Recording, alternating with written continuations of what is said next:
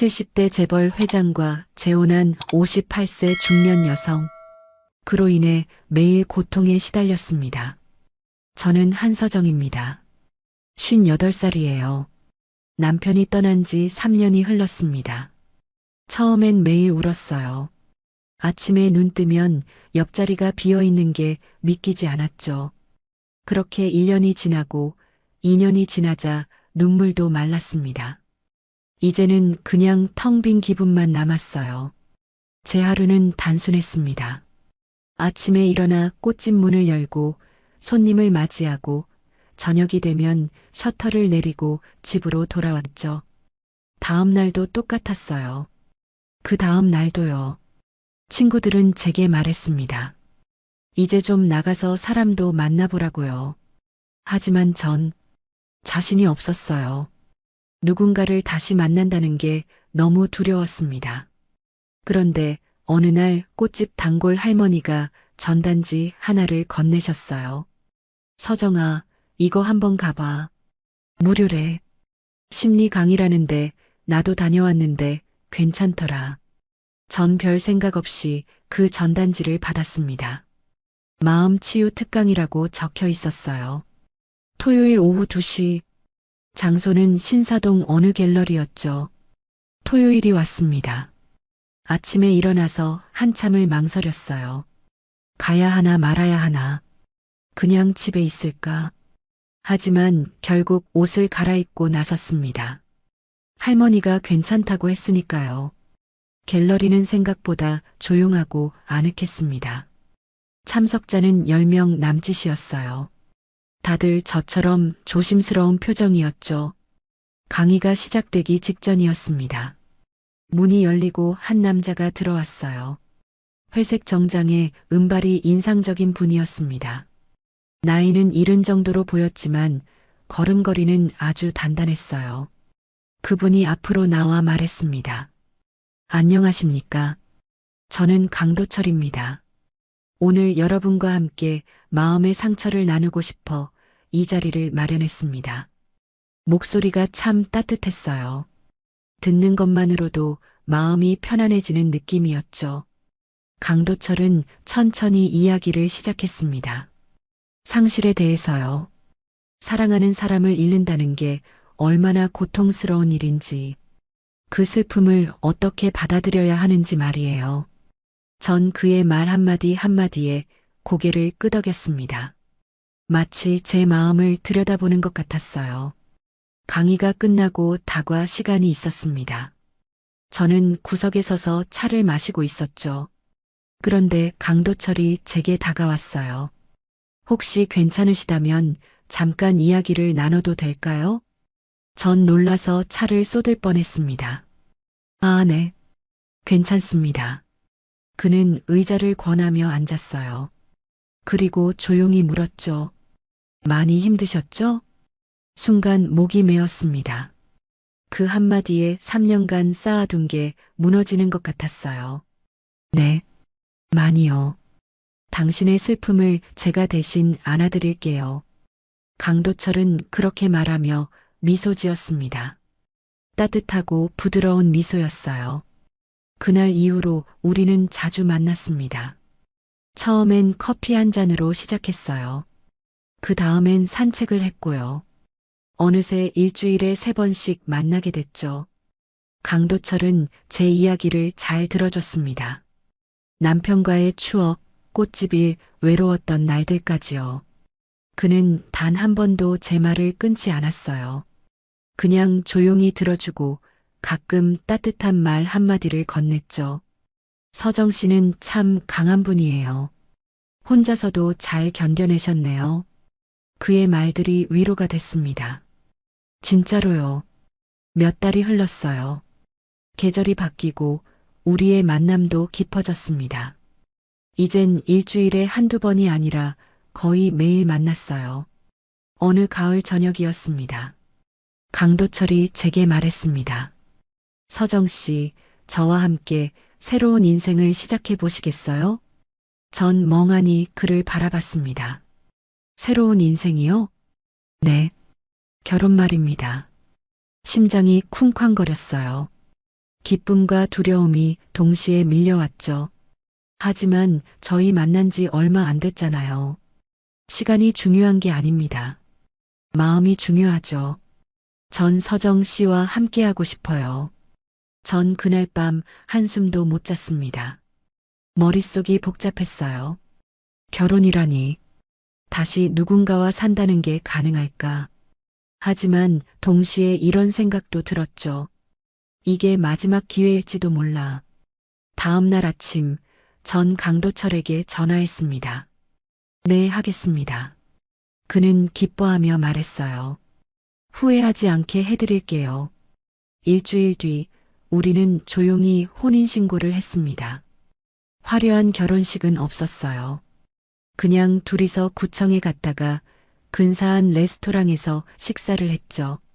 전 그날 생각했습니다. 새 출발이란 게 이런 거구나. 다시 사랑할 수 있구나. 혼자가 아니구나. 행복했어요. 정말로요. 하지만 그게 착각이었다는 걸 전 너무 늦게 알게 됐습니다. 그날 저녁 강도철이 말했어요. 내일부터 우리 집으로 가요. 당신을 위해 모든 걸 준비했댔어요. 전 설레는 마음으로 고개를 끄덕였습니다. 고맙습니다. 아니에요, 서정 씨. 제가 더 고마워요. 그는 제 손을 꼭 잡았어요. 따뜻했습니다. 그때까진 정말 몰랐어요. 그 손이 저를 가두게 될 줄은요. 다음 날 아침 강도철의 차가 제 집 앞에 섰습니다. 짐은 많지 않았어요. 옷가지 몇 벌과 남편의 사진 한 장. 그게 전부였죠. 차는 도심을 벗어나 한참을 달렸습니다. 창밖으로 고층 빌딩이 사라지고 나무들이 보이기 시작했어요. 그렇게 1시간쯤 지났을까요? 도착했습니다. 운전기사가 말했습니다. 저는 창밖을 봤어요. 입이 떡 벌어졌죠. 높은 담장 너머로 보이는 저택은 정말 영화에서나 봤던 그런 곳이었습니다. 잘 다듬어진 정원, 분수대, 그리고 3층짜리 하얀 건물. 햇살을 받아 반짝이는 유리창들이 눈부셨어요. 와, 정말 아름답네요. 저는 감탄했습니다. 강도철이 제 손을 잡으며 미소 지었어요. 당신을 위한 곳입니다. 여기서 행복하게 지내요. 현관문을 열고 들어서자 더 놀라웠습니다. 대리석 바닥의 샹들리에 넓은 거실에는 고급스러운 가구들이 배치되어 있었죠. 2층이 우리 방입니다. 천천히 둘러보세요. 강도철은 그렇게 말하고 서재로 들어갔어요. 저는 천천히 계단을 올라갔습니다. 복도 양옆으로 방문들이 보였어요. 하나하나 문을 열어봤죠. 침실, 드레스룸, 욕실. 모든 게 완벽했습니다. 침실 창문으로 정원이 내려다 보였어요. 장미 정원이었습니다. 붉은 장미들이 가득 피어 있었죠. 여기서 새로운 삶을 시작하는 거야. 저는 가슴이 벅차올랐습니다. 저녁 식사는 넓은 식당에서 했어요. 긴 테이블 양끝에 강도철과 제가 앉았죠. 촛불이 켜져 있었고 클래식 음악이 흘러나왔습니다. 입맛에 맞으셨으면 좋겠네요. 강도철이 말했습니다. 너무 맛있어요. 요리사분이 계신가요? 네, 집을 관리하는 직원들이 있습니다. 불편한 건 언제든 말씀하세요. 식사가 끝날 무렵이었습니다. 현관 쪽에서 구두 소리가 들렸어요. 똑똑똑. 날카로운 소리였죠. 문이 열리고 한 여자가 들어왔습니다. 40대 초반으로 보이는 세련된 여성이었어요. 검은색 정장에 하이힐을 신고 있었죠. 아버지. 그녀가 차갑게 말했습니다. 강도철이 일어났어요. 혜리나 왔구나. 소개할게. 내 아내 한서정입니다. 박혜린이라는 이름의 그 여자는 저를 위아래로 훑어봤습니다. 마치 물건을 보듯이요. 안녕하세요. 저는 어색하게 인사했습니다. 혜리는 대답 대신 콧웃음을 쳤어요. 또 결혼하셨네요, 아버지. 또라는 단어가 가슴에 걸렸습니다. 혜린아, 예의 없이. 강도철이 낮은 목소리로 말했어요. 예의요? 아버지야말로 이분한테 예의를 갖추고 계신가요? 혜린은 비웃듯 말하고는 저를 똑바로 봤습니다. 아버지의 선택을 쉽게 믿지 마세요. 오래 못 버틸걸요? 심장이 철렁 내려앉았습니다. 무슨 뜻이죠? 혜린. 강도철이 목소리를 높였어요. 혜린은 어깨를 으쓱하고는 2층으로 올라갔습니다. 구두 소리가 복도에 울려 퍼졌죠. 저는 말문이 막혔습니다. 식탁 위의 음식이 갑자기 목으로 넘어가지 않았어요. 죄송합니다. 혜린이가 좀 예민해서요. 강도철이 제 손을 잡았습니다. 괜찮아요. 딸이 아버지를 걱정하는 거겠죠. 저는 애써 웃으며 말했어요. 하지만 마음 한편이 무거웠습니다. 그날 밤 침실에서 짐을 정리하고 있는데 강도철이 들어왔어요. 서정 씨, 잠깐 이야기할 게 있어요. 네, 말씀하세요. 강도철은 침대 끝에 앉았습니다. 이 집에는 몇 가지 규칙이 있어요. 규칙이요? 네. 당신의 건강과 안전을 위한 것들입니다. 저는 고개를 끄덕였어요. 첫째, 매일 밤 9시에 힐링 세션이 있습니다. 꼭 참석해야 해요. 힐링 세션이요? 네. 당신의 마음을 치유하는 시간이죠. 저와 함께하는 명상과 상담이에요. 조금 이상했지만 나쁘지 않게 들렸습니다. 알겠습니다. 둘째, 휴대폰입니다. 강도철은 새 휴대폰을 꺼냈어요. 이걸 사용하세요. 보안이 강화된 기기예요. 제 폰은요? 이 집은 외부와 차단된 곳입니다. 일반 휴대폰은 전파가 잘 안 잡혀요. 이건 특수 제작된 거라 문제없이 사용할 수 있죠. 뭔가 찝찝했지만 전파 때문이라면 이해할 수 있었습니다. 셋째, 외출할 때는 꼭 전담 기사에게 말해야 해요. 혼자 나가면 위험합니다. 위험하다니요? 이 근처가 산이라 야생동물도 나타나고 길도 복잡해요. 낯선 곳에서 길을 잃으면 안 되잖아요. 강도철은 부드럽게 웃었습니다. 저는 뭔가 불편했지만 고개를 끄덕였어요. 새로운 환경이니까 적응이 필요하겠죠. 마지막으로 2층 끝방은 들어가지 마세요. 제 개인 서재예요. 알겠습니다. 좋아요. 그럼 편히 쉬세요. 강도철은 제 이마에 가볍게 입맞춤하고 나갔습니다. 저는 침대에 누웠어요. 천장을 바라보며 생각했죠. 규칙이 좀 많긴 하네. 하지만 날 위한 거니까. 그렇게 스스로를 달랬습니다. 하지만 마음 한구석이 계속 불편했어요. 혜린의 말이 귓가에 맴돌았죠. 오래 못 버틸걸요? 대체 무슨 의미였을까요? 저는 잠을 이루지 못했습니다. 창밖으로 달빛이 정원을 비추고 있었어요. 아름다운 장미 정원이었지만 그날 밤엔 왠지 섬뜩하게 느껴졌습니다. 시계를 봤어요. 밤 11시였죠. 저는 이불을 덮으며 눈을 감았습니다. 괜찮을 거야. 시간이 지나면 익숙해질 거야. 하지만 가슴 깊은 곳에서 작은 목소리가 속삭였어요. 정말 그럴까? 저는 그 목소리를 애써 무시했습니다. 아직은 의심하고 싶지 않았으니까요. 일주일이 지났습니다. 저는 저택에 조금씩 익숙해져 갔어요. 아침에 일어나 정원을 산책하고 오후엔 책을 읽었죠. 저녁이 되면 강도철과 함께 식사를 했습니다. 그리고 밤 9시가 되면 힐링 세션이 시작됐어요. 첫 세션은 1층 끝에 있는 작은 방에서 진행됐습니다. 은은한 조명에 향초가 켜져 있었어요. 부드러운 음악이 흘러나왔죠. 편하게 앉으세요. 강도철이 말했습니다.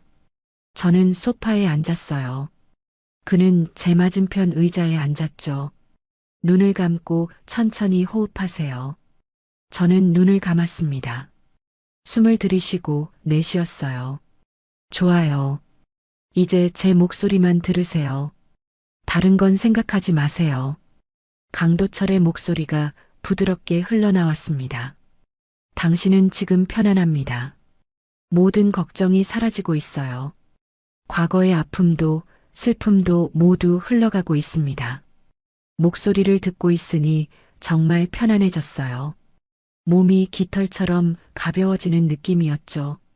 힘든 기억은 잊는 게 좋아요. 그래야 행복할 수 있습니다. 저는 고개를 끄덕였습니다. 그렇게 30분쯤 지났을까요? 세션이 끝났어요. 어때요? 기분이 좀 나아졌나요? 네, 정말 편하네요. 저는 미소 지었습니다. 실제로 마음이 가벼웠거든요. 하지만 이상한 일은 그 다음 날부터 시작됐습니다. 아침에 일어났는데 머리가 묵직했어요. 어젯밤 일이 잘 기억나지 않았죠. 세션에서 뭘 했더라? 강도철이 뭐라고 했더라? 아무리 생각해도 흐릿했습니다. 피곤해서 그런가 보다. 저는 그렇게 넘겼어요. 며칠 뒤 더 이상한 일이 벌어졌습니다. 제가 정원에서 장미에 물을 주고 있었어요. 붉은 장미가 참 예뻤거든요. 조심스럽게 물을 뿌리며 생각했죠. 이렇게 예쁜 꽃들을 매일 볼 수 있다니. 그런데 다음날 아침 정원으로 나갔는데 장미들이 시들어 있었습니다. 잎이 축 늘어지고 흙이 바싹 말라 있었어요. 어떻게 된 거지? 저는 당황했습니다. 분명 어제 물을 줬는데요. 집사에게 물었어요. 장미에 물 주신 분 있나요? 아니요, 부인. 정원 관리는 부인께서 하신다고 회장님께서 말씀하셨습니다. 그런데 제가 어제 물을 줬거든요. 집사는 고개를 갸웃했습니다. 어제는 비가 왔는데요. 부인께서 외출하셨던 것 같은데요. 비요? 외출이요? 저는 멍했습니다. 비가 왔다고요? 전 외출한 기억이 없는데요. 네, 오후에 기사님이 모시고 나가셨습니다. 아, 저는 어색하게 웃었어요. 그랬나? 기억이 안 나네. 방으로 돌아와 침대에 앉았습니다. 머리를 감싸쥐었죠. 뭔가 이상했어요. 분명 어제 장미에 물을 준 기억이 있는데, 하지만 집사는 제가 외출했다고 했고요. 내가 잘못 기억하는 건가? 불안해졌습니다. 그날 저녁 또 이상한 일이 있었어요. 휴대폰을 보다가 통화 기록을 확인했습니다. 그런데 이상한 거예요. 분명 며칠 전 꽃집 단골 할머니와 통화한 기억이 있는데 기록이 없었죠. 저는 다시 확인했습니다. 하지만 역시 없었어요. 내가 전화한 게 아니라 받은 건가? 하지만 수신 기록에도 없었습니다. 가슴이 두근거렸어요. 뭔가 잘못되고 있다는 느낌이 강하게 들었죠. 저는 강도철에게 물어보기로 했습니다. 저녁 식사 때 조심스럽게 말했어요. 여보, 제가 요즘 기억이 잘 안 나는 것 같아요. 기억이요? 네. 분명 제가 한 일인데 기억이 안 나고 안 한 일을 한 것처럼 기억하기도 하고요. 강도철은 걱정스러운 표정을 지었습니다. 스트레스 때문일 거예요. 새로운 환경에 적응하느라 힘드셨겠어요. 그런 것 같기도 한데 너무 자주 그래서요. 괜찮아요. 힐링 세션이 도움이 될 겁니다. 마음이 안정되면 기억도 돌아올 거예요. 그는 제 손을 잡으며 미소 지었어요. 저는 고개를 끄덕였습니다. 그의 말이 맞는 것 같았거든요. 하지만 그날 밤 세션이 끝나고 나서 더 이상해졌어요. 침실로 돌아왔는데 시간이 훌쩍 지나 있었습니다. 분명 9시에 시작했는데 시계를 보니 11시였죠. 2시간이나 걸렸나? 그런데 세션 내용이 전혀 기억나지 않았습니다. 뭘 했는지, 무슨 말을 들었는지 아무것도요. 머리가 지끈거렸어요. 침대에 누웠지만 잠이 오지 않았습니다. 이건 뭔가 이상해. 다음 날 아침 저는 용기를 내서 2층 복도를 걸었습니다. 강도철이 출근한 사이였어요. 집은 조용했죠. 저는 끝방 앞에 섰습니다. 강도철이 들어가지 말라고 했던 서재요. 손잡이를 잡았어요. 떨렸습니다. 그냥 한 번만 봐보자. 하지만 문은 잠겨 있었습니다. 전자 잠금 장치가 달려 있었어요. 뭐 하세요? 뒤에서 목소리가 들렸습니다.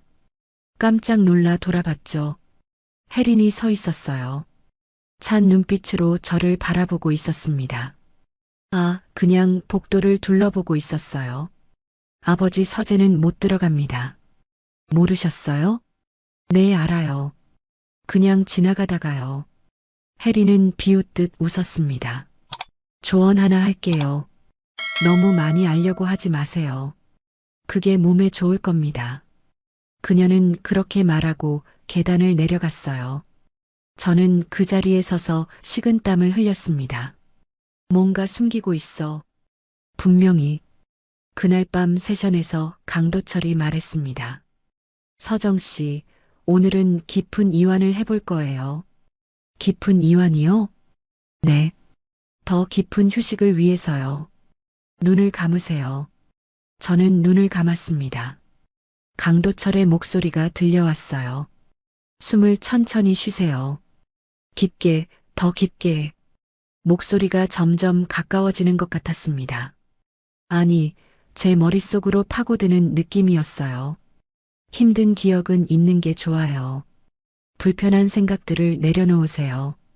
그 순간 제 머릿속이 하얘졌습니다. 뭔가 빠져나가는 느낌이었어요. 생각이, 기억이, 의심이 모두요. 당신은 행복합니다.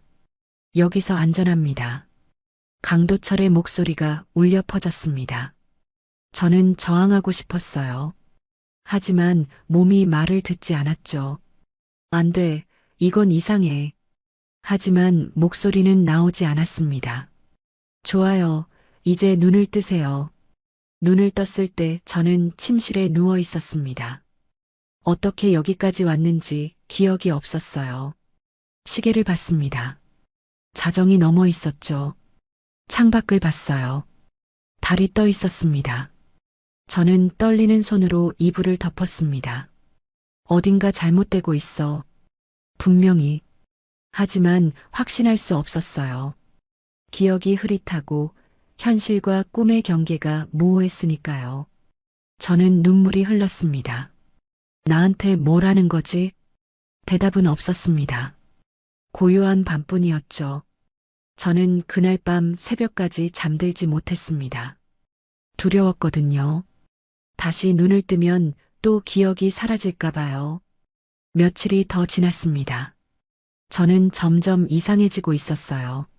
아침에 일어나면 어제 한 일이 기억나지 않았죠. 밤에 잠들기 전과 아침에 깨어났을 때 사이에 무슨 일이 있었는지 알 수 없었습니다. 거울을 봤을 때 제 얼굴이 낯설게 느껴졌어요. 눈 밑에 다크서클이 짙어졌고 볼은 움푹 들어갔습니다. 손을 들어 얼굴을 만져봤죠. 차가웠어요. 나한테 무슨 일이 일어나고 있는 거지? 강도철은 여전히 친절했습니다. 아니, 너무 친절했어요. 제가 뭘 하든 미소를 지으며 지켜봤죠. 그 미소가 점점 무섭게 느껴졌습니다. 어느 날 오후였어요. 저는 정원을 걷고 있었습니다. 가을이 깊어지고 있었죠. 낙엽이 바람에 흩날렸어요. 담장 근처를 지나는데 목소리가 들렸습니다. 담장 너머에서 들려오는 소리였죠. 요즘도 거기 사람 사나? 그럼 또 새 부인 들어왔던데. 중년 여자들의 목소리였습니다. 저는 걸음을 멈췄어요. 담장 쪽으로 살금살금 다가갔죠. 몇 번째야 벌써? 세어봤자 무슨 소용 있어. 어차피 또 없어질 텐데. 심장이 콩콩 뛰기 시작했습니다. 그러게. 작년에도 한 명 있었잖아. 그 사람은 어디 갔대? 아무도 몰라. 그냥 하루아침에 사라졌어. 이혼도 아니고, 아니, 그냥 없어진 거야. 소문 들었어? 그 전 부인도 그랬대. 그 전전 부인도. 목소리가 낮아졌어요. 하지만 바람이 잔잔해서 또렷하게 들렸죠. 아이고, 무서워라. 재벌이라고 다 좋은 게 아니네. 딸도 있던데 그 딸은 뭐 하는 거래? 얼음장 같은 애더라. 엄마를 닮았나 봐. 엄마, 그 사람도 어디 갔대? 모르지. 그것도 옛날 일이래. 우리가 이사 오기 전부터 없었대. 발소리가 멀어졌습니다. 저는 그 자리에 굳어 있었어요. 온몸에 소름이 돋았습니다. 손끝이 차가워졌죠. 머리가 어지러웠어요. 여러 명이었어. 그리고 모두 사라졌어. 다리에 힘이 풀렸습니다. 담장에 손을 짚고 겨우 버텼어요. 숨을 고르려고 했지만 쉽지 않았습니다. 가슴이 답답했죠. 진정해. 일단 진정하자. 저는 천천히 집으로 돌아갔습니다. 걷는 내내 머릿속이 복잡했어요. 거실로 들어가려는데 혜린이 계단에 앉아 있었습니다. 저를 내려다보고 있었죠. 산책 잘하셨어요? 네. 제 목소리가 떨렸습니다. 혜린은 천천히 계단을 내려왔어요. 저한테 다가왔죠. 재미있는 얘기 들으셨나 봐요. 심장이 철렁했습니다. 무슨 말씀이세요? 담장 너머에서 뭔가 들으셨잖아요. 표정에 다 쓰여 있어요. 혜린이 비웃었습니다. 저는 말문이 막혔어요. 뭐라고 대답해야 할지 몰랐죠. 궁금하시죠? 전에 여기 살았던 사람들 말이에요. 저는 그런 거 관심 없어요. 거짓말. 혜린이 제 앞을 가로막았습니다. 다 알고 싶으시잖아요. 그 사람들이 어디로 갔는지, 왜 사라졌는지. 비켜주세요. 비켜드리죠. 하지만 한 가지만 알려드릴게요. 혜린이 제 귀에 속삭였습니다. 당신도 곧 아버지가 버릴 거예요. 심장이 뜯어질 듯 뛰었습니다. 숨이 막혔어요. 혜린이 한 발짝 물러났습니다. 차가운 눈으로 저를 훑어봤죠. 오래 못 버티실 거예요. 다들 그랬으니까. 저는 아무 말도 할 수 없었습니다. 입술이 바들바들 떨렸어요. 혜리는 제 옆을 지나 현관으로 나갔습니다. 문이 쾅 닫히는 소리가 들렸죠. 저는 그 자리에 멍하니 서 있었습니다. 버린다고? 나를? 다리가 풀려 소파에 주저앉았어요. 손으로 얼굴을 감싸 쥐었습니다. 대체 뭘 어떻게 버린다는 거지? 머릿속이 하얘졌어요. 생각이 정리되지 않았습니다. 한참을 그렇게 앉아 있었어요. 시간이 얼마나 지났는지 모르겠습니다. 문득 정신을 차리고 2층으로 올라갔습니다. 뭔가 단서를 찾아야 했어요. 복도를 천천히 걸었죠. 빈 방들이 줄지어 있었습니다. 첫 번째 방을 열었어요. 비어 있었습니다. 먼지만 쌓여 있었죠. 두 번째 방도 마찬가지였습니다. 세 번째 방 문을 잡았어요. 손잡이가 차갑게 느껴졌죠. 문을 열었습니다. 이 방은 달랐어요. 가구가 있었습니다. 침대, 화장대, 옷장까지요. 누군가 살았던 흔적이 역력했습니다. 저는 조심스럽게 안으로 들어갔어요. 바닥을 밟을 때마다 삐걱거리는 소리가 났죠. 화장대로 갔습니다. 위에 먼지가 쌓여 있었어요. 손으로 쓸어내니 거울이 드러났죠. 서랍을 열었습니다. 안에 물건들이 있었어요. 립스틱, 화장솜, 향수병, 그리고 작은 사진 한 장이 있었습니다. 집어들었어요. 중년 여성이었습니다. 단정한 옷차림에 웃고 있었죠. 하지만 눈빛이 이상했어요. 웃는 입과 다르게 눈은 슬퍼 보였습니다. 사진을 뒤집었어요. 뒷면에 글씨가 있었습니다. 윤미선, 2021년 5월 15일, 3년 전이었습니다. 손이 떨렸어요. 이 사람이 전 부인인가요? 서랍을 더 뒤졌습니다. 깊숙한 곳에 작은 수첩이 있었어요. 꺼내서 펼쳤습니다. 일기장이었습니다. 삐뚤빼뚤한 글씨로 빽빽하게 적혀 있었어요. 첫 페이지를 읽었습니다. 오늘 도철 씨를 만났다. 참 좋은 사람 같다. 외로웠는데 이렇게 누군가 다가와 주니 감사하다. 다음 페이지로 넘겼어요. 결혼을 하기로 했다. 조금 빠른 감이 있지만 행복할 것 같다. 가슴이 답답해졌습니다. 이건 제 이야기랑 똑같았어요. 계속 넘겼습니다. 이 집은 정말 아름답다. 하지만 왠지 불편하다. 밤마다 세션을 한다. 처음엔 좋았는데 요즘은 무섭다. 머리가 아프다. 자꾸 기억이 사라진다. 손이 심하게 떨렸습니다. 글씨가 흔들려 보였어요. 다음 페이지로 넘겼죠. 나가고 싶다. 하지만 못 나간다. 문이 잠겨 있다. 도철 씨가 무섭다. 저 미소 뒤에 뭐가 있는 거지? 혜린이 말했다. 내가 오래 못 버틸 거라고. 숨이 막혔습니다. 읽을수록 제 상황과 똑같았어요. 마지막 페이지를 펼쳤습니다. 도와줘. 누가 좀 도와줘. 제발. 그게 끝이었습니다. 그 이후로는 빈 페이지만 남아 있었어요. 저는 수첩을 떨어뜨렸습니다. 바닥에 떨어진 수첩을 멍하니 바라봤죠. 윤미선은 어디로 간 거지? 왜 일기가 여기 남아 있는 거지? 등골이 서늘해졌습니다. 뒤에서 목소리가 들렸어요. 재미있게 읽으셨나요? 깜짝 놀라 돌아봤습니다. 혜린이 문에 기대 서 있었어요. 언제부터 거기 있었어요? 처음부터요. 지켜보고 있었죠. 혜린이 천천히 들어왔습니다. 바닥에 떨어진 수첩을 집어들었어요. 윤미선, 아버지의 네 번째 부인이었어요. 네 번째요? 목소리가 갈라졌습니다. 네. 첫 번째는 우리 엄마였죠. 그 다음이 두 번째, 세 번째, 그리고 윤미선. 혜린이 수첩을 넘겼어요.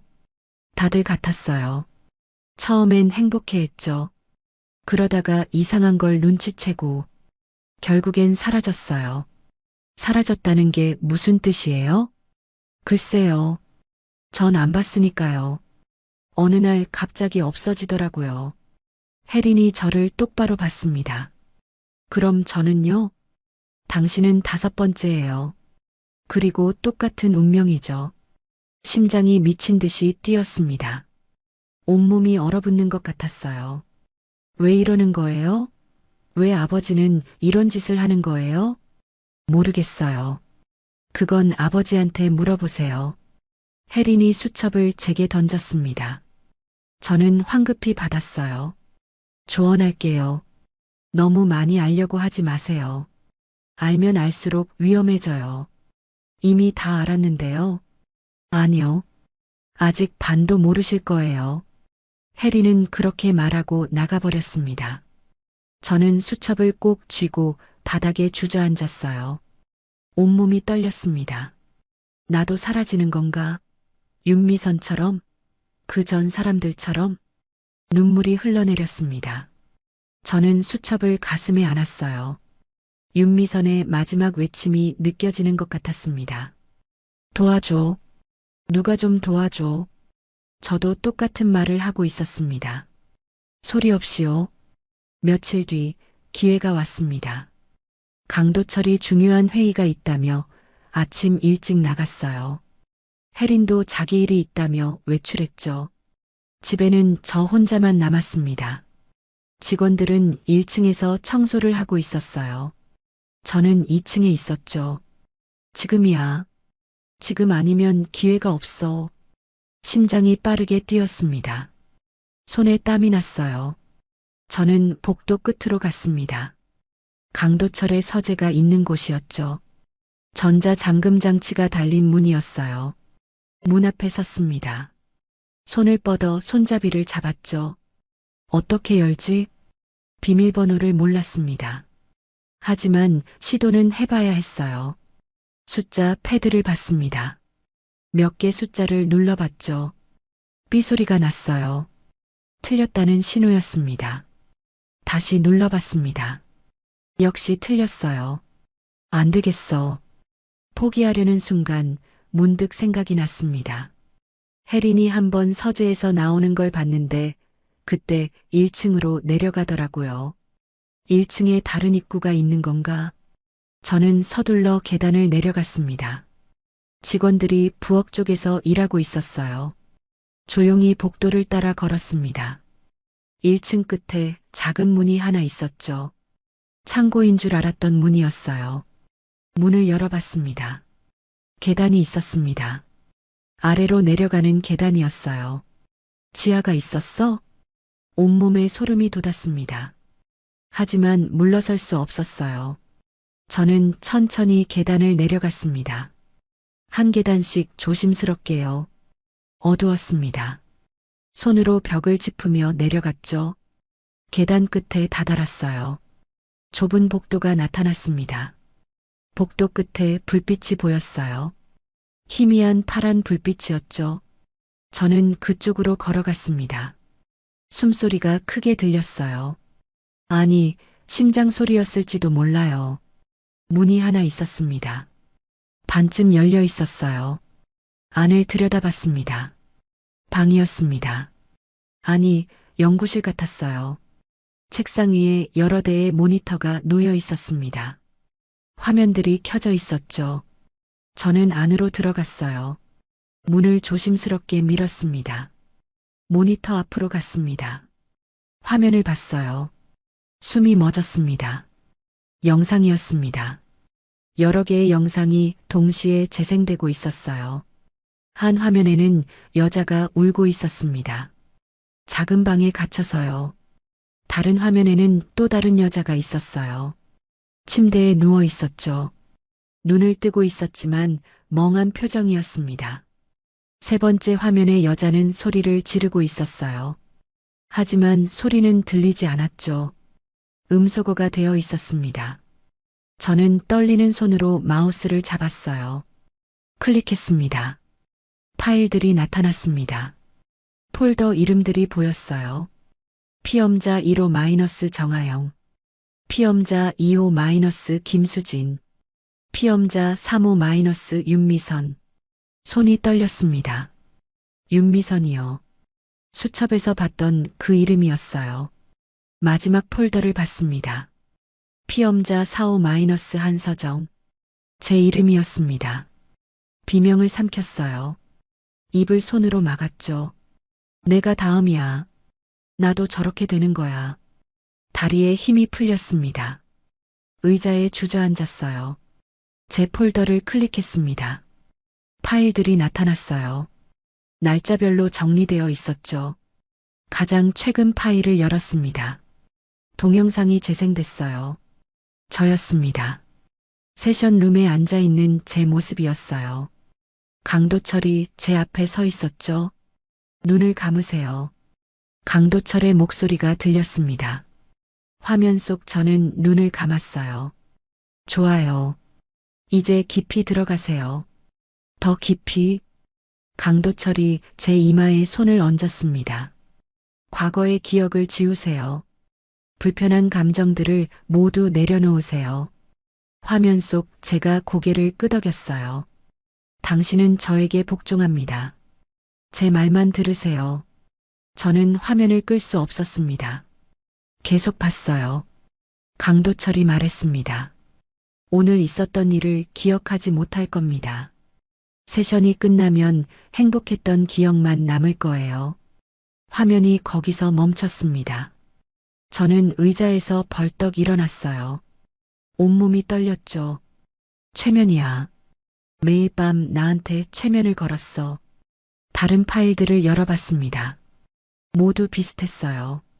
세션 영상들이었습니다. 그리고 마지막에 문서 하나가 있었어요. 실험 보고서 마이너스 피험자 4호. 클릭했습니다. 글이 나타났어요. 전문 용어들이 가득했지만 대충 이해할 수 있었습니다. 피험자는 최면 감수성이 높음, 기억 조작이 용이함, 3주차부터 인격 변화 관찰됨, 4주차 현재 자아 상실 단계에 진입. 글을 읽을수록 몸이 얼어붙었습니다. 실험 목표 완전한 인격 통제 및 대체 가능성 확인.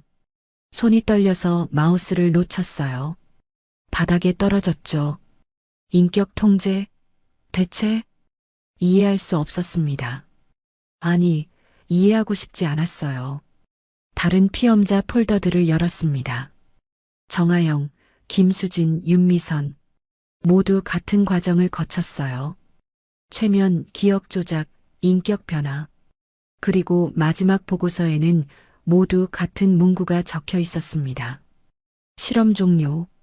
피험자 폐기 완료. 폐기요. 폐기라니요. 저는 입을 막고 흐느꼈어요. 소리가 새어나올까봐 꾹 참았죠. 그 사람들을 죽인 거야. 실험이 끝나면 죽이는 거야. 모니터를 다시 봤습니다. 여전히 화면들이 켜져 있었어요. 한 화면을 자세히 봤습니다. 방이었어요. 작은 방이었죠. 침대 하나와 책상 하나뿐인 방이었습니다. 카메라 위치를 보니 천장에 달려있는 것 같았어요. 감시 카메라야. 저 방들을 감시하고 있어. 문득 궁금해졌습니다. 저 방들이 어디 있는 거지? 저는 책상 서랍을 열었어요. 서류들이 가득했습니다. 한 장을 꺼냈죠. 설계도였어요. 이 집의 설계도였습니다. 지하 부분을 봤어요. 방들이 그려져 있었습니다. 여러 개의 작은 방들이요. 지하에 감금실이 있어. 저는 설계도를 들고 밖으로 나왔습니다. 복도를 따라 걸었어요. 설계도를 보며 길을 찾았습니다. 복도 끝에 또 다른 문이 있었어요. 문을 열었습니다. 또 다른 복도가 나타났습니다. 더 좁고 어두운 복도였죠. 양옆으로 문들이 있었어요. 작은 철문들이었습니다. 첫 번째 문으로 갔습니다. 작은 창문이 달려 있었어요. 안을 들여다봤습니다. 비어 있었습니다. 침대와 책상만 있었어요. 두 번째 문도 마찬가지였습니다. 세 번째 문으로 갔어요. 안을 봤습니다. 텅 비어 있었지만 벽에 뭔가 적혀 있었습니다. 손톱으로 긁어서 쓴 것 같았어요. 도와줘. 나가고 싶어. 살려줘. 눈물이 났습니다. 주르르 흘러내렸어요. 여기서 그 사람들이 갇혀 있었어. 죽기 전에. 더 이상 볼 수 없었습니다. 돌아서려는데 뒤에서 목소리가 들렸어요. 뭘 하는 거죠? 심장이 멎는 줄 알았습니다. 천천히 돌아봤어요. 혜린이 서 있었습니다. 팔짱을 끼고 저를 바라보고 있었죠. 여기 왜 내려왔어요? 목소리가 나오지 않았습니다. 혜린이 다가왔어요. 이제 다 아셨네요. 저는 뒤로 물러났습니다. 벽에 등이 닿았어요. 아버지가 뭘 하는지, 당신이 뭔지. 혜린이 비웃었습니다. 넷째 피험자. 곧 폐기될 실험체. 안 돼요. 안 돼. 나가게 해주세요. 못 나가요. 이미 늦었어요. 혜린이 제 팔을 잡았습니다. 힘이 셌어요. 올라가죠. 아버지가 곧 오실 거예요. 저는 발버둥 쳤습니다. 하지만 소용없었어요. 혜린이 저를 끌고 계단으로 갔습니다. 저는 울부짖었어요. 살려주세요. 제발이요. 조용히 하세요. 직원들이 들어요. 혜린이 제 입을 막았습니다. 저는 눈물을 흘리며 끌려갔어요. 계단을 올라가며 생각했습니다. 나도 죽는 거야. 다른 사람들처럼. 1층에 도착했어요. 혜린이 저를 침실로 밀어 넣었습니다. 여기 있으세요. 움직이지 마세요. 문이 닫혔습니다. 잠기는 소리가 들렸어요. 저는 바닥에 주저앉아 울었습니다. 창밖을 봤어요. 하늘이 보였습니다. 구름이 흘러가고 있었죠. 나가고 싶어. 살고 싶어. 하지만 방법이 없었습니다. 저는 갇혀 있었어요. 이 아름다운 감옥에요. 그날 저녁 강도철이 돌아왔습니다. 저는 거실 소파에 앉아 있었어요. 혜린이 지켜보고 있었죠. 현관문이 열렸습니다. 강도철의 발소리가 들렸어요. 다녀왔습니다. 그가 거실로 들어왔어요. 평소와 똑같은 미소를 짓고 있었습니다. 저는 일어나서 인사했어요. 오셨어요. 목소리가 떨리지 않도록 애썼습니다. 강도철이 제게 다가왔어요. 제 어깨에 손을 얹었죠. 오늘 하루 어땠어요? 저는 미소를 지었습니다. 억지로요. 좋았어요. 정원도 거닐고 책도 읽었어요. 그래요? 다행이네요. 혜린이 소파에서 일어났습니다. 아버지, 잠깐 얘기 좀 해요. 둘은 서재로 들어갔어요. 문이 닫혔죠. 저는 그 자리에 서서 숨을 골랐습니다. 온몸이 떨렸어요. 진정해. 들키면 안 돼. 저는 주방으로 갔습니다. 물을 마시며 생각했죠. 연기해야 해. 아무것도 모르는 척. 서재 문이 열렸습니다. 강도철과 혜린이 나왔어요. 혜린이 저를 쏘아봤습니다. 그리고 나가버렸죠. 강도철이 제게 왔어요. 서정 씨, 괜찮아요? 네, 왜요? 안색이 안 좋아 보여서요. 피곤해서 그래요. 잠을 잘 못 잤어요. 강도철이 제 뺨을 쓰다듬었습니다. 차가운 손이었어요. 일찍 쉬세요. 오늘 세션은 쉬어도 돼요. 고마워요. 저는 웃으며 2층으로 올라갔습니다. 침실 문을 닫고 잠갔어요. 침대에 주저앉았죠. 세션을 안 한대. 뭔가 눈치챈 걸까? 아니면 다른 계획이 있는 걸까요? 저는 가방을 뒤졌습니다. 윤미선의 수첩이 있었어요. 마지막 페이지를 펼쳤습니다. 도와줘. 누가 좀 도와줘. 저는 펜을 꺼냈어요. 그 아래 적었습니다. 나도 도와줘. 제발. 한서정. 그리고 수첩을 다시 숨겼습니다. 창밖을 봤어요. 달이 떠올랐습니다. 어떻게 나가지? 생각할수록 막막했습니다. 이 집은 요새 같았어요. 높은 담장, 전자잠금 장치, 감시 카메라. 그리고 강도철과 혜린이요. 저는 휴대폰을 꺼냈습니다. 강도철이 준 휴대폰이었어요. 연락할 사람이 있을까? 연락처를 봤습니다. 몇 개 없었어요. 강도철, 혜린, 집사, 그리고 제 예전 번호로 저장된 연락처들이 있었습니다. 스크롤을 내렸어요. 최소담, 제 직장 동료였어요. 꽃집을 그만두기 전 함께 일했던 친구였죠. 손이 떨렸습니다. 소담이한테 연락하면 도와줄까? 하지만 이 휴대폰은 감시당하고 있을 거예요. 메시지를 보내면 강도철이 알 수 있을 거예요. 그래도 해야 해. 다른 방법이 없어. 저는 결심했습니다. 메시지 작성 화면을 열었어요. 손가락이 떨렸죠. 뭐라고 쓰지? 길게 쓸 수 없었습니다. 짧고 명확해야 했어요. 소담아. 지웠습니다. 너무 평범했어요. 다시 썼습니다. 살려줘. 하지만 이것만으로는 부족했어요. 고민했습니다. 몇 분이 지났을까요? 다시 썼어요. 소담아, 나 서정이야. 도와줘. 위험해. 경찰에 연락해줘. 주소는? 주소를 적으려는데 문득 생각났습니다. 주소를 알아야 하는데 저는 이 집 주소를 몰랐어요. 결혼하고 그냥 차를 타고 왔을 뿐이었죠. 침대에서 일어나 책상으로 갔습니다. 서랍을 뒤졌어요. 서류가 하나 있었습니다. 우편물이었어요. 경기도 가평군. 주소를 외웠습니다. 다시 휴대폰을 들었어요. 메시지를 완성했습니다. 소담아, 나 서정이야. 살려줘. 위험해. 경찰 불러줘. 주소 경기도 가평군 설악면 송현리 357. 강도철 저택. 제발 빨리. 손가락이 떨렸습니다. 전송 버튼 위에 손가락을 올렸어요. 보내면 들킬 거야. 하지만 안 보내면 죽을 거야.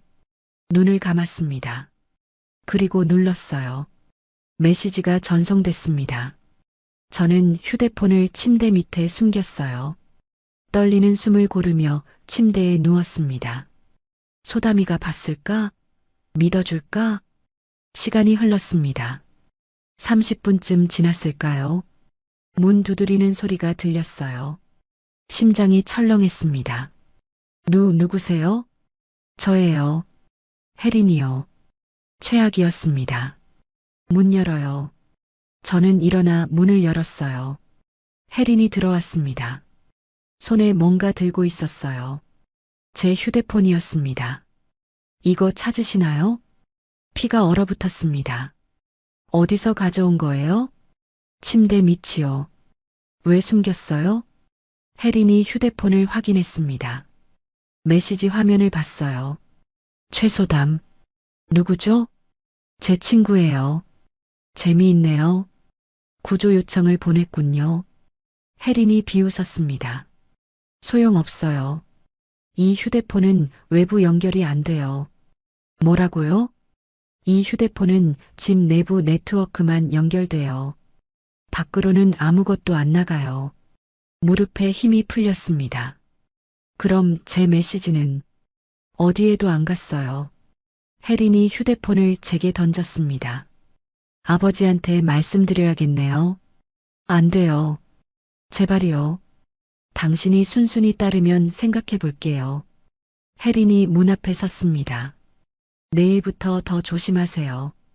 이런 짓 또 하면 가만 안 둬요. 문이 닫혔습니다. 저는 바닥에 주저앉아 울었어요. 끝났어. 완전히 끝났어. 하지만 울고만 있을 수 없었습니다. 저는 눈물을 닦고 일어났어요. 다른 방법을 찾아야 해. 책상으로 갔습니다. 종이를 꺼냈어요. 펜을 들고 생각했습니다. 직접 나가야 해. 이 집을 빠져나가야 해. 어떻게요? 담장은 높았습니다. 문은 잠겨 있었고요. 창문을 봤어요. 3층 높이였습니다. 뛰어내리면 다칠 거예요. 차는? 기사가 열쇠를 가지고 있었습니다. 훔칠 수 있을까요? 머리가 복잡했어요. 저는 종이에 적기 시작했습니다. 탈출 계획. 첫째, 기사 열쇠 훔치기. 둘째, 새벽에 몰래 나가기. 셋째, 경찰서 찾아가기. 하지만 현실적이지 않았습니다. 너무 많은 위험이 있었어요. 저는 종이를 구겼습니다. 안 돼. 다른 방법이 필요해. 그때 문득 생각났습니다. 직원들. 이 집엔 여러 직원이 있었어요. 청소하는 분, 요리하는 분, 정원사. 그중 누군가에게 부탁할 수 있지 않을까요? 하지만 믿을 수 있을까? 강도철에게 돈을 받고 일하는 사람들이에요. 제 편을 들어줄까요? 그래도 시도는 해봐야 했습니다. 다음 날 아침 저는 일찍 일어났어요. 부엌으로 내려갔습니다. 요리사가 아침을 준비하고 있었어요. 안녕하세요. 아, 부인. 일찍 일어나셨네요. 물 좀 마시려고요. 저는 물을 따라 마셨습니다. 요리사를 슬쩍 봤어요. 60대 정도로 보이는 여자분이었습니다. 이분한테 부탁해 볼까? 하지만 용기가 나지 않았어요. 맛있겠네요. 뭘 만드세요? 오늘은 프렌치 토스트예요. 좋아하는 거예요. 저는 웃었습니다. 잠시 침묵이 흘렀어요. 네, 부인. 혹시 제 부탁 하나 들어주실 수 있나요? 요리사가 저를 봤습니다. 조심스러운 눈빛이었어요. 무슨 부탁이신데요? 편지 한 통만 밖에 좀 보내주세요. 친구한테요. 요리사의 표정이 굳었습니다. 죄송합니다, 부인. 그건 안 될 것 같아요. 왜요? 회장님께서 부인의 사생활을 보호하라고 하셨어요. 외부 연락은 모두 통제하라고요. 하지만 친구한테 편지 한 통인데요. 안 됩니다. 요리사는 고개를 저었습니다. 저는 물러섰어요. 이 사람도 안 되는구나. 실망했습니다. 하지만 포기할 수 없었어요. 다른 방법을 찾아야 했습니다. 며칠이 지났습니다. 저는 완전히 순종하는 척 했어요. 강도철에게 미소 지었습니다. 억지로요. 오늘 날씨가 좋네요. 그러게요. 산책하시겠어요? 네, 좋아요. 세션도 참석했습니다. 저항하지 않았어요. 눈을 감으세요. 네. 하지만 마음속으로는 버텼습니다. 나는 나야. 넌 날 통제할 수 없어. 강도철의 목소리가 들렸어요. 당신은 행복합니다. 아니야. 난 행복하지 않아. 저를 사랑합니다. 아니야. 난 널 증오해. 눈을 떴을 때 강도철이 웃고 있었습니다. 좋아요. 오늘은 아주 잘하셨어요. 저도 웃었습니다. 감사해요. 거짓말이었습니다. 모든 게 거짓말이었어요. 하지만 살아남으려면 이렇게라도 해야 했습니다. 기회를 기다리며요. 일주일이 지났습니다. 저는 매일 똑같이 살았어요. 아침에 일어나 미소 짓고 강도철에게 순종하고 밤에는 세션을 받았죠. 하지만 마음속으로는 계속 방법을 찾고 있었습니다. 언젠가 기회가 올 거야. 그날도 평범한 하루였어요. 저녁 식사를 마치고 거실에 앉아 있었습니다. 강도철이 신문을 읽고 있었어요. 오늘 세션은 9시에 하죠. 네, 알겠어요. 시계를 봤습니다. 8시 30분이었어요. 그때였습니다. 밖에서 소리가 들렸어요. 차 소리였습니다. 여러 대의 차 소리였죠. 강도철이 신문을 내려놓았습니다. 무슨 소리지? 헤드라이트 불빛이 창문으로 들어왔어요. 밝았습니다. 현관 쪽에서 고함 소리가 들렸습니다. 경찰입니다. 문 열어주세요. 심장이 쿵쾅거렸습니다. 경찰이야. 경찰이 왔어. 강도철의 얼굴이 굳었어요. 혜린이 2층에서 내려왔습니다. 아버지, 뭐해요? 모르겠다. 강도철이 인터폰을 눌렀습니다. 누구십니까? 경기남부경찰청 강력팀입니다. 수색영장이 나왔습니다. 문을 열어주세요. 강도철이 저를 쏘아봤습니다. 차가운 눈빛이었어요. 당신이 뭘 한 거죠? 저는 아무것도 안 했어요. 사실이었습니다. 제가 보낸 메시지는 나가지도 않았으니까요. 그럼 누가요? 밖에서 또 고함이 들렸습니다. 10초 드리겠습니다. 문을 열지 않으면 강제로 진입하겠습니다.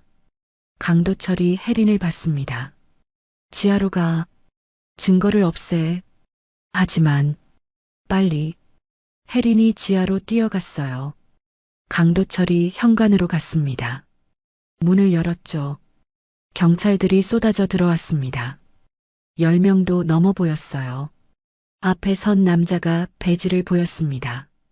경기남부경찰청 강력팀장 장하늘입니다. 수색영장입니다. 서류를 내밀었어요. 강도철이 서류를 받았습니다. 얼굴엔 여전히 미소가 있었어요. 무슨 일이십니까, 팀장님? 강도철 씨, 불법 감금 및 상해 혐의로 수사 중입니다. 협조해 주시기 바랍니다. 경찰들이 집 안으로 퍼졌습니다. 1층, 2층을 뒤지기 시작했어요. 한 경찰이 저에게 다가왔습니다. 한서정 씨십니까? 네, 맞아요. 괜찮으세요? 눈물이 났습니다. 고개를 끄덕였어요. 네, 이제는요. 장하늘 팀장이 강도철에게 말했습니다. 지하실이 있다고 들었습니다. 안내해 주시죠. 지하실이요? 여긴 지하실이 없는데요. 거짓말하지 마십시오. 제보를 받았습니다. 장하늘이 부하에게 고개를 끄덕였어요. 경찰들이 1층을 수색했습니다. 창고 문을 열었죠. 계단이 나타났습니다. 여기 있습니다. 경찰들이 지하로 내려갔어요. 강도철의 얼굴이 창백해졌습니다. 미소가 사라졌죠. 저는 소파에 앉아 지켜봤습니다. 온몸이 떨렸어요. 잠시 후 지하에서 목소리가 들렸습니다. 팀장님, 이거 봐야 할 것 같습니다. 장하늘이 지하로 내려갔어요. 10분쯤 지났을까요? 장하늘이 올라왔습니다. 표정이 굳어 있었어요. 강도철 씨, 체포하겠습니다. 무슨 말씀을? 불법 감금, 폭행, 그리고 살인 혐의입니다. 경찰이 강도철에게 수갑을 채웠습니다. 강도철이 저를 봤어요. 처음으로 분노가 가득한 얼굴이었죠. 당신이 한 거군. 저는 고개를 저었습니다. 전 아무것도 안 했어요. 사실이었어요. 하지만 누군가 했습니다. 혜린도 지하에서 끌려 올라왔어요. 그녀에게도 수갑이 채워졌습니다. 아버지, 조용히 해. 둘은 경찰차로 끌려갔습니다. 저는 그 모습을 멍하니 바라봤어요. 장하늘이 제게 왔습니다. 한서정 씨, 괜찮으세요? 네. 최소담 씨가 연락했습니다. 당신 걱정이 많으셨어요. 소담이가요? 네. 며칠 전에 찾아왔습니다. 당신이 연락이 안 된다고요. 눈물이 흘렀습니다. 소담이가 날 구해줬어. 병원 가보시는 게 좋겠습니다. 검사도 받으셔야 하고요. 지하에는 뭐가 있었어요? 장하늘이 잠시 망설였습니다. 영상들이 있었습니다. 당신을 포함한 여러 여성들의 영상이요. 그리고 감금 시설도요. 다른 사람들은요? 전 부인들은요? 장하늘이 고개를 숙였습니다. 지금 수사 중입니다. 집 뒤편에서 흔적을 찾았습니다. 가슴이 먹먹해졌어요. 그 사람들은 죽었구나. 정말로. 저는 울었습니다. 윤미선을 위해서, 다른 분들을 위해서요. 구급차가 왔습니다. 응급구조사가 저를 부축했어요. 천천히 가세요. 밖으로 나갔습니다. 차가운 밤 공기가 얼굴을 스쳤어요. 저는 하늘을 봤습니다. 별이 보였어요. 나왔어. 드디어 나왔어. 구급차에 올라타려는데 누군가 달려왔습니다. 서정 언니. 돌아봤어요. 소담이었습니다. 숨을 헐떡이며 달려왔죠. 소담아. 저는 소담을 껴안았습니다. 소리내어 울었어요. 고마워. 정말 고마워. 언니 괜찮아요? 다친 데는 없어요? 응, 괜찮아. 소담도 울었습니다. 연락이 안 돼서 걱정했어요. 꽃집도 안 나오시고 전화도 안 받으시고 그래서 대학 선배님한테 부탁했어요. 경찰인 선배님이요. 잘했어. 정말 잘했어. 저는 소담의 손을 꼭 잡았습니다. 언니가 없었으면 어쩔 뻔했어요. 이제 다 끝났어. 괜찮아. 구급차가 출발했습니다. 소담이 함께 탔어요. 창밖으로 저택이 보였습니다. 불빛으로 가득한 저택이었죠. 아름다운 감옥이었습니다. 이제는 벗어났지만요. 병원으로 가는 내내 생각했어요. 살아있어. 나는 살아있어. 손을 들어 제 얼굴을 만졌습니다. 따뜻했어요. 심장이 뛰고 있었습니다. 숨을 쉬고 있었어요. 저는 살아있었습니다. 소담이 제 손을 잡아줬어요. 언니, 이제 괜찮아요. 안전해요. 저는 고개를 끄덕였습니다. 응, 알아. 하지만 떨림은 멈추지 않았어요. 몸이 기억하고 있었죠. 그 공포를요. 시간이 필요할 거예요. 치유되려면요. 하지만 중요한 건 제가 살아있다는 거였습니다. 그리고 이제 자유롭다는 거요. 구급차가 병원에 도착했습니다. 문이 열렸어요. 밖으로 나갔죠. 저는 깊게 숨을 들이마셨습니다. 공기가 달랐어요. 자유의 공기였죠. 떨리는 목소리로 말했습니다. 저 살아있는 거죠? 소담이 웃으며 대답했어요. 네, 언니. 살아있어요. 이제 진짜 살 수 있어요. 저는 미소 지었습니다. 진짜 미소였어요. 처음으로요.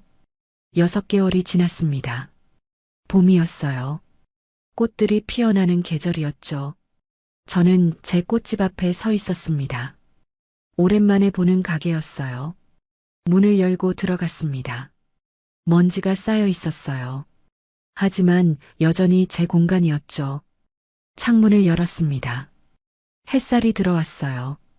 다시 시작하는 거야. 혼잣말을 했습니다. 지난 6개월은 힘들었어요. 병원에서 검사를 받았습니다. 다행히 신체적으론 큰 문제가 없었죠.